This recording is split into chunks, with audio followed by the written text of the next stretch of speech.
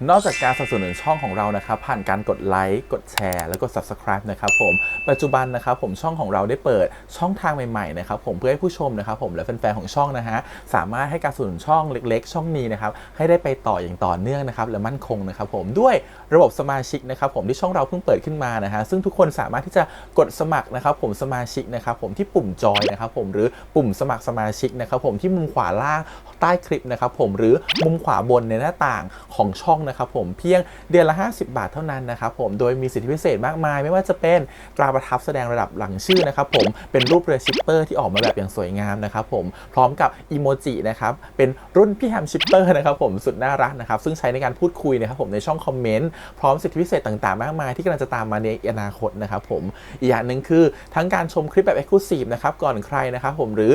โอกาสที่จะได้ทำกิจกรรมต่างๆร่วมกันในอนาคตนะครับผมก็สำหรับสมาชิกเท่านั้นนะครับผมที่เก็บสิทธิ์นี้เอาไว้ให้กับทุกๆท่านนะครับแต่หากระบบสมาชิกยังไม่หนำใจนะครับผมเรายังมีช่องทางอื่นให้สนับสนุนกันนะครับผมไม่ว่าจะเป็นระบบซุปเปอร์แตงนะครับผมซึ่งหากผู้ชมเนี่ยเจอสัญลักษณ์นะครับรูปหัวใจนะครับผมที่มีดอลลาร์ไซน์นะครับผมหรือสัญลักษณ์รูปเงินดอลลาร์อยู่เนี่ยข้างใต้คลิปใดคลิปหนึ่งเนี่ยสามารถที่จะคลิกนะครับผมเพื่อโดเนทนะครับผมแทนคำขอบคุณนะฮะเพื่อเป็นการสนับสนุนช่องได้นะครับหรือจะเป็นการโดเนทนะครับผ่านบัญชีธนาคารนะครับผมซึ่งได้ใส่รายละเอียดเอาไว้แล้วนะครับข้างใต้คลิปนี้นะครับผมเอาไว้ที่คำบรรยายใต้คลิปนอกจากนั้นนะครับผมเรายังได้เปิด Line Open Chat นะครับซึ่งชื่อว่า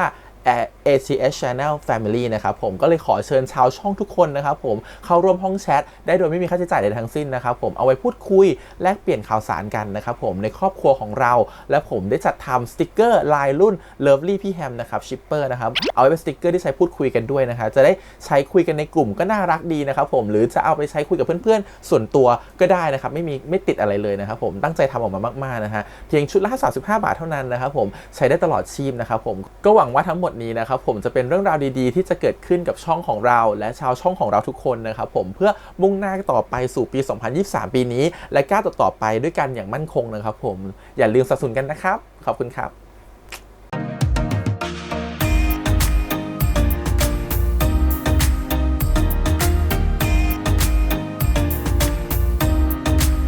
สวัสดีครับยินดีต้อนรับสู่ช่อง ATS Channel นะครับกับพบกันอีกครั้งกับการ reaction นะผมวันนี้อยู่พี่แฮมนะครับกับการ reaction นะครับผม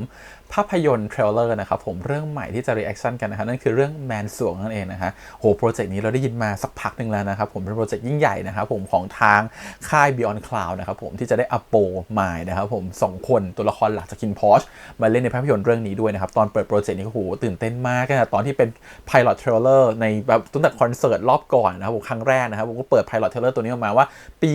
2023 นี้เขาจะมีหนังภาพยนตร์เรื่องนี้ให้เราได้รับชมกันนะครับตอนนั้นก็เป็นที่แบบฮือฮามากว่าเป็น period นะครับผมเป็น Y period เป็นอะไร period ทุกคนตื่นเต้นกันมากในตอนนั้นแล้วเราก็ react pilot trailer ไปเหมือนกันแต่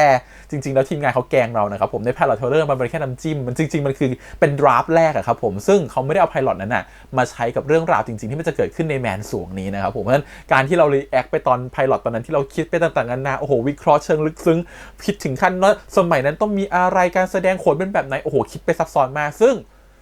มันไม่มีเลยนะครับผมมันไม่ได้ถูกเอามาใช้นะครับผมเขาเอามาใช้แหละแต่เขาไม่ได้เอามาใช้ในแบบที่เราคิดนะครับเขาเอามาใช้ในอีกรูปแบบหนึ่งในบทแบบใหม่ในเรื่องราวแบบใหม่นะครับผมเพราะว่าเรื่องราวที่เขาจะใช้เนี่ยคือเป็นเรื่องของนาฏกรรมแห่งเลือดเนื้อนะครับผมเพราะว่าแมนสวงเนี่ยคือเขาแมนเนี่ยแมนแปลว่าคนนะครับหรือผู้ชายหรือว่าเทวดาก็ได้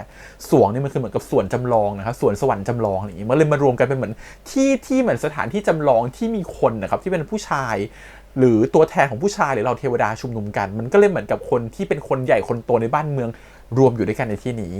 ก็เดี๋ยวจะไปคุยกันในรายละเอียดอีกทีตอนท้ายแล้วกันนะฮะเดี๋ยวเราไปดูเทรลเลอร์กันก่อนส่วนเรื่องย่อเนี่ยขออ่านเรื่องย่อตามที่เขาโปรยมาก่อนแล้วกันนะฮะมันคือเรื่องของการที่เขมและว่านะครับผมตัวละครนะครับผม2ตัวนะครับผมนั่นคือนำแสดงโดยอโปนะครับผมแล้วก็น้องบาสนะครับผม2หนุ่มนะครับจากเมือง8ริ้วนะครับผมที่เขาเหมือนกับว่าต้องรับภารกิจนะครับผมเข้ามาสืบสาวเงื่อนงำต่างๆที่อยู่ในแมนสวนนะครับแมนสวนเนี่ยคือเป็นสถานที่เริงรมย์สถานที่อันโออาสถานที่หนึ่งเลยแล้วก็เป็นที่ลึกลับที่สุดในพระนครนะครับ ผมหลังม่านของสถานที่เนี่ยก็จะมีเรื่องราวเกี่ยวกับการเมืองนะครับการชุมนุมกันการวางแผนการทำข้อตกลงอะไรต่างๆกันนะฮะเขาก็ถูก2คนนี้ก็ถูกส่งเข้ามาสืบซึ่งเป็นสถานที่ในปลายสมัยรัชกาลที่3นะครับผมซึ่งในที่แห่งนั้นเนี่ยมันก็จะเกิดการที่เขาต้องมีการไปเข้าร่วมกับคณะละครที่โชว์ในสถานที่แห่งนั้นแล้วเขาก็ได้เจอกับฉัตรนะฮะฉัตรนั่นก็คือตัวไม้นั่นเองนะฮะก็คือเป็นมือตะโพนของวงดนตรีนะครับผมในเรื่องนี้นะครับผมความสัมพันธ์ของทั้ง3เนี่ยก็พัฒนาไปในรูปแบบต่างๆซึ่งไม่รู้ว่าเป็นรูปแบบไหนบ้างจะเป็นรักสามเศร้าหรือเปล่าหรือจะเป็นความแบบชิงไหวชิงพริบกันเราก็ไม่แน่ใจนะครับผมแต่ไอความลับดำมืดของแมนสวงเนี่ยจะพาให้พวกเขา3คนน่ะเข้าไปเจอเรื่องราวอะไรบ้างต่อไปนะครับผมตลอดหนังภาพยนตร์ความยาวเกือบ2ชั่วโมงนะครับผม115นาทีก็เป็นความยาวที่ประมาณหนังทั่วๆไปก็มาเนี่ยครับประมาณ2ชั่วโมงนะครับเราก็จะได้เต็มอิ่มกับเรื่องราวที่มันจะเกิดขึ้นในสถานที่แห่งนั้นและการที่มันเป็นดราม่านะครับผมระทึกขวัญสืบสวนสอบสวนด้วยลึกลับด้วยมันจะมีอะไรที่แบบน่าสนใจเยอะมากๆเลยในซีรีส์เรื่องนี้เขาใช้ชื่อธีมว่าช่องของหนังนะครับว่า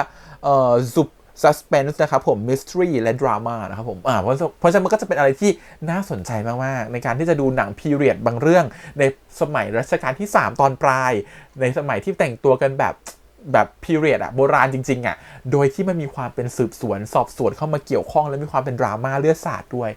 เนี่ยคือความน่าสนใจของมันแฝงไปด้วยงานของศิลปะนะครับผมเพราะมันคืองานโรงละครเนาะมันคือโรงฝิ่นในสมัยนั้นเพราะฉะนั้นมันคืออะไรที่น่าสนใจมากๆและไม่เคยมีภาพยนตร์เรื่องไหนหรือซีรีส์เรื่องไหนที่ทำเรื่องเกี่ยวกับแบบนี้ออกมาก่อนเลยนะครับผมนั่นเป็นงานที่ท้าทายมากๆแถมเรื่องนี้มีผู้กำกับถึง3ท่านนะครับผมโหเรียกว่างานนี้แบบว่าปังกันไปเลยครับเน้นเอากันแบบว่าถึงพริกถึงขิงกันไปเลยโอเคงั้นเดี๋ยวเราไปดูกันดีกว่านะครับผมว่าเรื่องราวในเทรลเลอร์จะเป็นยังไงแล้วค่อยมาถกกันตอนหลังแล้วก็รวมถึงเกร็ดเล็กประเด็นน้อยที่เราเก็บได้จากเทรลเลอร์รวมถึงที่เราได้เก็บมาจากตอนงานเปิดตัวรอบก่อนนะครับว่าเขามีพูดถึงเรื่องอะไรกันบ้างเดี๋ยวเรามาแชร์กันในการ reactเทรลเลอร์รอบนี้โอเคครับเดี๋ยวไปดูกันเลยครับก่อนอื่นเลยขอบคุณก่อนทำ Beyond Cloud ที่อนุญาตทำ reaction ได้นะครับไปดูกันเลยกับแมนสวงครับ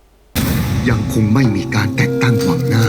และไม่รู้ว่าจะเปลี่ยนฟ้าผลัดแผ่นดินเพลาใดเจ้าคุณวิเชียนก็ไม่มีเอกสารนั้น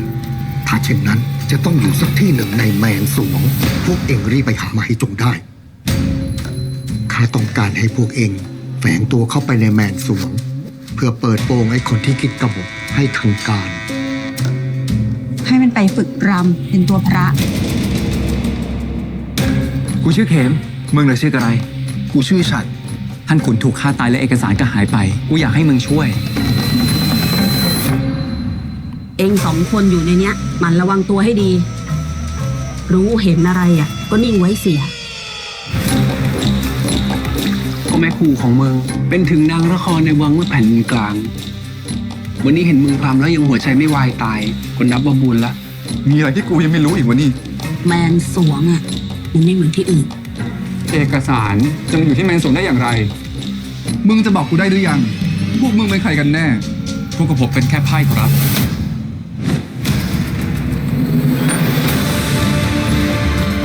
หากครั้งนี้กูทำภารกิจสำเร็จกูจะได้มียศมีศักดิ์ศรีไม่ต้องเป็นอ้ายพระให้ใครเขาบังคับข่มเหงได้อีกพวกมันล้วนต้องการใช้เอกสารลับเป็นอาวุธทำลายฝ่ายอื่นวันนี้ถึงแม้นฟ้าจะยังไม่เปลี่ยนแต่ก็เป็นที่ชัดเจนแล้วว่าเรือจะหันหัวไปทิศทางใด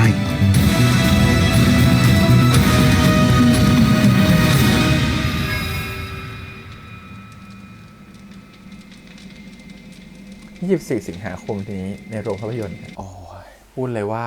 เข้มข้นแน่ๆนะฮะเมื่อกี้เราเห็นอะไรเลยเยอะแยะเลยเอาเป็นว่าเรื่องแทบจะไม่ค่อยปล่อยอะไรออกมาเยอะนะครับในเทรลเลอร์อาจจะเป็นแค่สถานที่แบ็กกราวด์ให้คนได้แคปให้คนได้เข้าไปส่องดูกันว่ามันเป็นเรื่องเกี่ยวกับอะไรเป็นเรื่องประมาณไหนนะฮะทีนี้สิ่งที่เราเห็นคืออะไรครับผมเรื่องราวทั้งหมดเกิดในสมัยรัชกาลที่3ถูกไหมครับผมพอมันเกิดในสมัยรัชกาลที่3เนี่ยเรื่องราวในสมัยรัชกาลที่3เนี่ยมันก็จะมีอยู่ไม่กี่ประเด็นหรอกเอาเป็นเกี่ยวกับเรื่องของการแสดงก่อนละครกันเราต้องท้าความไปว่าสมัยรัชกาลที่3เนี่ยคือสมัยที่เศรษฐกิจเฟื่องฟู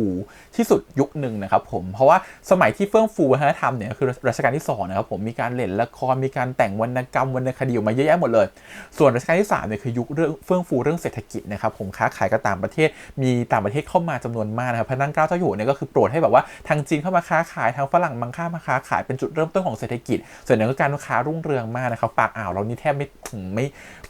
ม่ว่างเว้นนะครับผมปากอ่าวไทยเนี่ยคือทุกคนเนี่ยจะเข้ามาทำธุรกิจกับเมืองไทยกันหมดนะฮะผมทำให้ช่วงนั้นเป็นแบบประเทศเนี่ยค่อนข้างจะร่ำรวยมากๆเลย เลยงั้นช่วงนั้นเนี่ยก็จะเป็นช่วงที่ด้วยตัวของรัชกาลที่3เองเนี่ยไม่โปรดนะครับผมการชมละครหลวงนะครับผมทำให้โขนหลวงหรือว่าการแสดงหลวงต่างๆที่อยู่ในพระราชวังเนี่ยไม่ห้ามมีการแสดงห้ามมีการเล่นแต่ก็ไม่ถึงกับห้ามหมายความว่าท่านไม่โปรดที่จะดูแต่ท่านก็ไม่ได้ห้ามให้คนอื่นเอาไปสอนหรือเอาไปเรียนกันต่ออาจจะมีการแบบว่า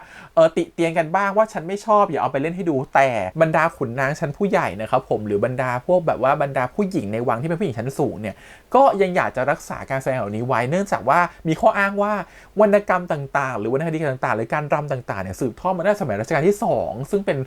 พระบิดานะครับผมของพระรัชกาลที่3เพราะฉะนั้นเนี่ยก็อยากให้มันสืบทอดต่อออกไปไม่อยากให้มันสูญหายไปเลยก็เลยมีการสอนต่อกันมาวันนั้นจะเห็นว่าจะมีเจ้านายในวังหรือเสด็จในวังบางคนเนี่ยเห็นไหมสอนตัวของพระเอกในเรื่องอยู่นะครับผมว่าฉันจะสอนเธอเองฉันจะให้เธอเป็นตัวพระอะไรอย่างงี้ซึ่งในยุคร.3เนี่ยก็จะไม่มีการกำหนดเลยว่าตัวพระต้องเป็นผู้หญิงทั้งคู่นะครับแต่ตัวนางก็มีการจะเป็นเพศไหนก็ได้สอนได้หมดเลยเพราะฉะนั้นก็เลยมีการถ่ายทอดวิชาต่างๆความรู้ต่างๆลงไปนะครับผมให้กับคนอื่นมากยิ่งขึ้นเพราะฉะนั้นเราจะเห็นว่าจะมีเสด็จในวังเนี่ยที่เล่นโดยพี่ออนอนงเนี่ยเขาก็จะเป็นคนสอนเนาะวิชาการรำต่างๆนะครับผมให้กับตัวละครในเรื่องนี้คือเขมนะครับผมซึ่งเราก็จะเห็นว่าตัวของเขมและว่านเองเนี่ยก็ได้มีการฝึกวิชาการรำนะครับผมเพื่อจะเข้าไปอยู่ในโรงละครนะครับผมเพื่อจะใช้ในการสืบเรื่องราวต่างๆนะครับซึ่งโรงละครเนี่ยชื่อว่าแมนสวงนะครับผมมีชื่อว่าแมนสวงซึ่งพอในวังเขาไม่มีการเล่นกันไม่มีการเล่นละครกันก็คาดการว่ามันจะมีอะไรต่างๆออกมาอยู่นอกวังมากขึ้นเราจะเห็นการแสดงพิสดารมากขึ้นเนื่องจาก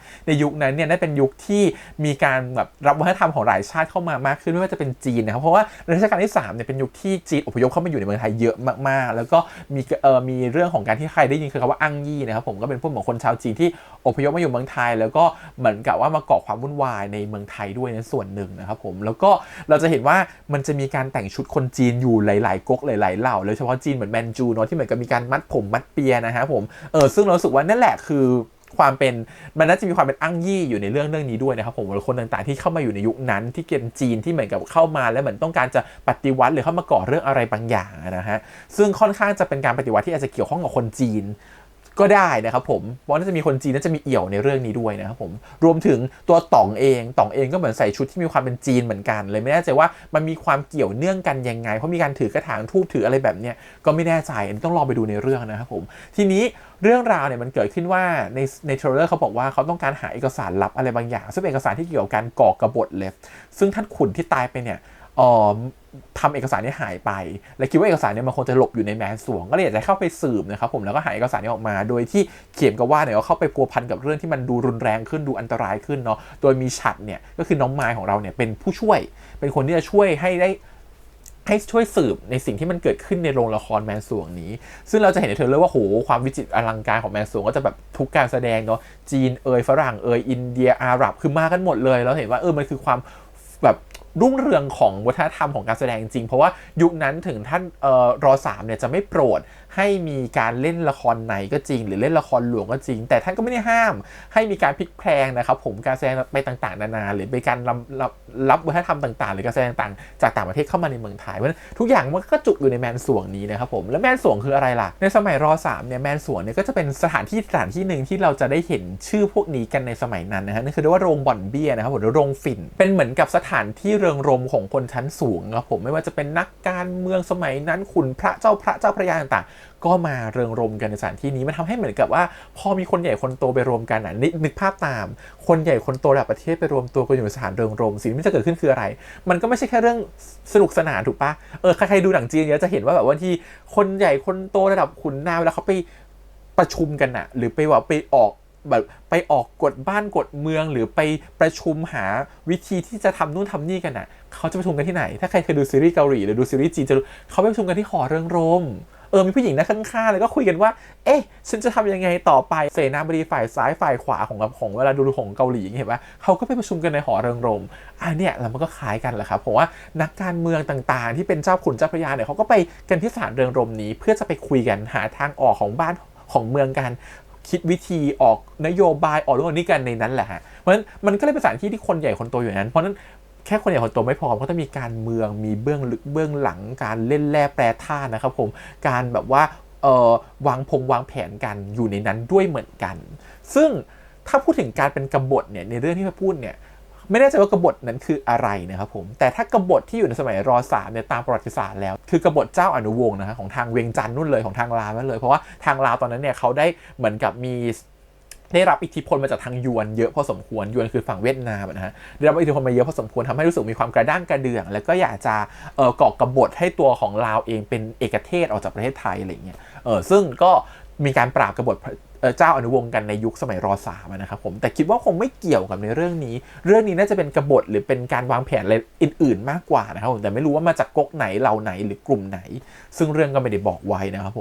ทีนี้ความชอบคืออะไรเราจะเห็นงานภาพคือสวยมากๆแล้วก็รู้สึกว่ามันเป็นการที่ประเด็นของความสืบสวนสอบสวนน่ะมันทำให้คนที่อยู่ทั้งโลกมันสามารถจะรับศาสตร์ได้แบบเดียวกันได้แล้วพอมันอยู่ในแบ็กกราวด์ที่เป็นสถานที่เป็นพีเรียดมีความเป็นไทยแฝงเข้าไปด้วยมันมีเสน่ห์มากขึ้นเยอะมากๆนะครับผมแล้วมันมีความน่าสนใจมากมันทำให้รู้สึกว่ามันสามารถจะเป็นซอฟต์พาวเวอร์อย่างหนึ่งได้เลยจากการที่คนได้ดูภาพยนตร์เรื่องนี้นะครับผมรู้สึกว่าเฮ้ยมันต้องมีความรู้สึกแบบเฮ้ยมันมีการรำแบบนี้ว่ามันมีแบบนี้เวลาคนต่างชาติเห็นคงอยากจะมาศึกษาหรืออยากจะมาเที่ยวเมืองไทยมากขึ้นโดยการเห็นอะไรที่มันวิจิตรแบบนี้ครับผมรู้สึกว่าตรงเนี้ยคือเราชอบในแง่นี้มากๆทีนี้พูดถึงเรื่องแมนสวงเราอยากพูดอะไรอีกนะฮะวันนั้นที่ได้มีการเขาเปิดตัวภาพยนตร์เรื่องนี้เขาก็มีการเชิญผู้กำกับเชิญเบื้องหลังมานะฮะเขาก็แต่ละคนก็จะมีว่าออกมาพูดเรื่องราวต่างๆที่เขาต้องเผชิญนะครับผมหรือจะเป็นแบบอย่างครูบัวอย่างเงี้ยครูบัวเป็นคณะบดีคณะอักษรนะครับผมสาขาการแสดงนะครับของจุฬาเนี่ยเขาก็อยู่เบื้องหลังเรื่องนี้เยอะมากเลยนะครับผมว่าบทต่างๆเนี่ยก็จะเป็นคนที่เขาเป็นคนคิดขึ้นมาตอนทำเนี่ยทรีทเมนต์แรกออกมาเนี่ยเขาบอกว่ามันเป็นอะไรที่เขาไม่อยากทำมันจริงๆทรีทเมนต์แรกที่เขาทำออกมามันไม่ใช่เขาก็เลยมาคุยกับทางปอนใหม่พอคุยกันใหม่เสร็จแล้วเนี่ยเขาก็ได้ทรีทเมนต์อันใหม่ออกมาและเป็นทรีทเมนต์ที่ดีกว่าและเป็นเรื่องราวที่ดีกว่านั่นคือเรื่องของเมนสวงที่เราได้เห็นกันในตอนนี้นั่นเองนะฮะแล้วยังได้ทางทีมภาพนะครับผมจากทาง White House ที่เขาเคยทำให้กับทางคิมพอชมาแล้วเนี่ยมาทำงานภาพรอบนี้ด้วยเพราะฉะนั้นงานภาพพูดเลยว่าจัดเต็มอลังการแน่นอนนะครับผมรวมถึงได้พี่โก้นะครับผมที่เป็น Production Design นะครับผมมาช่วยด้วยในการสร้างมาตรฐานใหม่ๆให้กับเหมือนกับหนังพีเรียดของไทยนะครับผมเพราะว่าด้วยความที่พอเป็นภาพยนตร์ไทยเนี่ยตัวเลขงบประมาณมันต้องสูงตามไปด้วยเนาะเพราะในเรื่องของฉากเรื่องขององค์ประกอบภาพต่างๆซึ่งก็ต้องยอมรับว่า Beyond Cloud เขาจัดเต็มเรื่องนี้อยู่แล้วเขาไม่ค่อยกลัวว่าจะขาดทุนเขาไปแบบจัดเต็มไม่อั้นนะครับมันทำให้งานออกมามันต้องดูดีมากๆแล้วแถมมีการสร้างสตูดิโอส่วนตัวของตัวเองขึ้นมาเลยเพื่อจะรังสรรค์ในการจะถ่ายภาพยนตร์เรื่องนี้เพราะฉะนั้นพูดเลยว่างานนี้วิจิตรแน่นอนนะครับผมทีนี้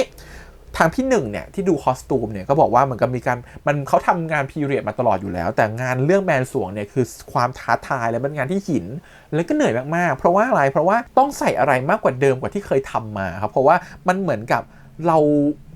คุณปอนเขาต้องการที่มันแบบจริงมันเรียวมันอลังการมันเวอร์มากๆเหมือนเราดูมูแรงรูชครับเหมือนดูอะไรแบบนี้อยู่ในสมัยนั้นเพราะมันเลยเป็นงานภาพที่มันวิจิตรมากขึ้นรวมถึงงานแต่คอสตูมก็ต้องวิจิตรตามไปด้วยอันนี้ก็เป็นงานหินอย่างหนึ่งเหมือนกันที่เกิดขึ้นนะฮะรวมถึงพี่เต้ยเนี่ยโปรเจกต์แมเนเจอร์ของแมนสวงเนี่ยเขาก็จะเหมือนกับอยู่กับหนังไทยมาตลอดชีวิตอยู่แล้วนะครับผมทำหนังไทยมาตลอดแล้วเขาก็รู้สึกว่าปอนเนี่ยทุ่มเทกับเรื่องนี้มากแล้วไม่เคยเจอคนไทยคนไหนแบบทุ่มเทประมาณแบบเนี้ยแบบที่ปอนอย่างเงี้ยก็เลยรู้สึกว่า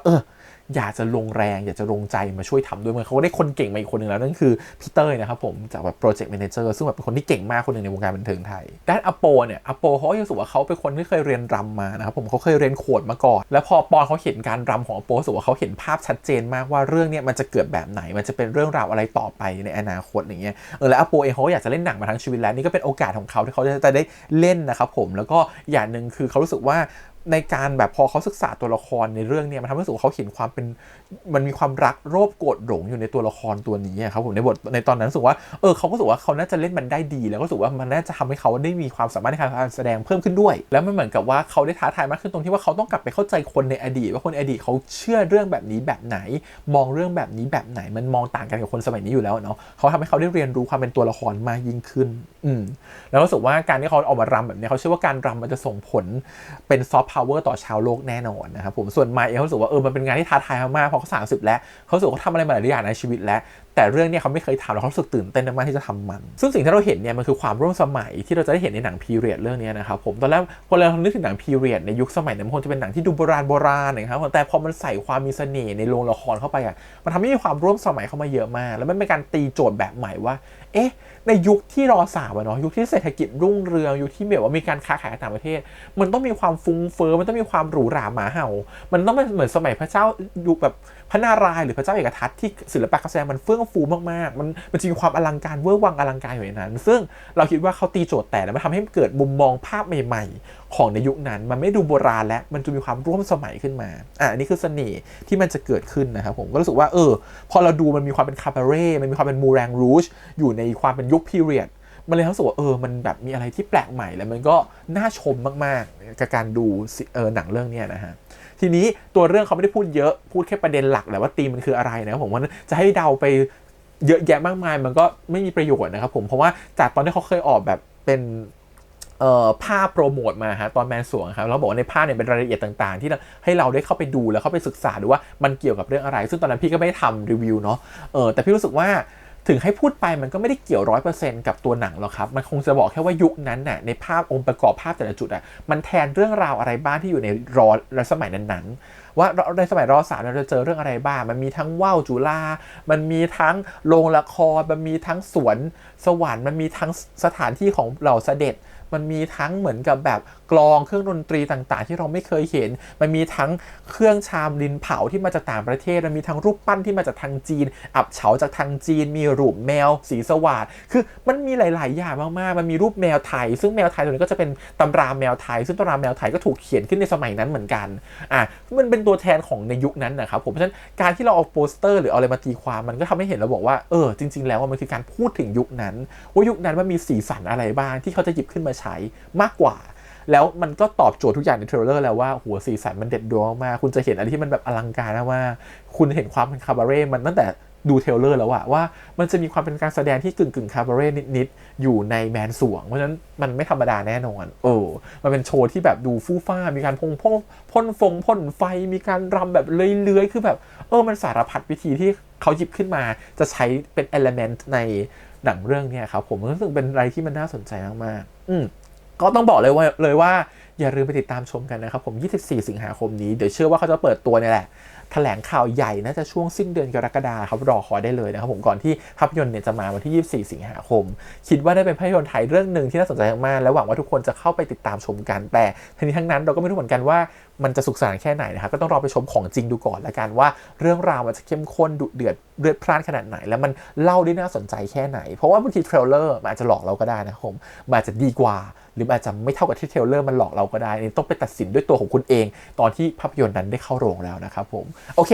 วันนี้ประมาณนี้นะครับผมอาจจะไม่ได้พูดลงดีเทลเยอะเนาะว่าเราเห็นอะไรบ้างในงานภาพชิ้นนั้นเจาะไปทีละประเด็นรู้สึกว่ามันอาจจะหลุดประเด็นของหนังเกินไปบางทีเราเห็นแค่ธีมของมันน่ะแล้วยุคของมันน่ะเราว่ามันน่าจะเพียงพอแล้วเกร็ดประวัติศาสตร์ที่เล่าออกไปคิดว่ามันก็จะเพียงพอให้เราได้พอจะเดาเรื่องได้แหละว่าเรื่องราวจะเป็นยังไงจะมีคนกลุ่มไหนมาเกี่ยวข้องบ้างต้องมีทั้งชาวต่างชาติเนาะมีทั้งฝรั่งนะครับฝรั่งก็เป็นช่วงที่ฝรั่งเริ่มเข้ามาแล้วต่างชาติชาวตะวันตกเริ่มเข้ามาแล้วมีชาวจีนแน่ๆนะครับมาเกี่ยวข้องในเรื่องนี้นะครับผมแล้วก็มีคนไทยเองหลายก๊กหลายเหล่ามีคนที่คิดจะกบฏเพราะประโยชน์ที่เขาขึ้นมาเลยคือเราไม่รู้ว่าการเปลี่ยนผ่านบ้านเมืองจะเป็นยังไงเราไม่รู้ใครจะเป็นเจ้าคนต่อไปเราไม่รู้กษัตริย์จะเป็นไงมันคือช่วงของปลายรัชกาลที่3พอดียุคของการเปลี่ยนผ่านพอดีซึ่งเป็นยุคที่มันเกิดเรื่องราวต่างๆมากมายในยุคนั้นเพราะฉะนั้นเราไม่อยากจะหยิบขึ้นมาแล้วมาพูดแล้วมันออกไปทะเลหรือออกผิดประเด็นไปแล้วว่าแค่นี้น่าจะเพียงพอแล้วแหละให้คนรู้สึกว่าการให้ดูหนังเรื่องเนี้ยมันน่าติดตามขนาดไหนวันนี้ประมาณนี้ครับขอบคุณอีกครั้งฝากกดไลค์กดแชร์กด Subscribe นะครับติดตามเสียงทาง YouTube Instagram Twitter แล้วก็ Facebook ครับวันนี้พี่แฮมไปก่อนนะครับเจอกันอีกครั้งตอนที่ภาพยนตร์เรื่องนี้มาแล้วเดี๋ยวจะมารีวิวให้ฟังแล้วกันนะครับว่าเรื่องราวมันเป็นยังไงสนุกสนานแค่ไหนวันนี้ไปก่อนครับบ๊ายบาย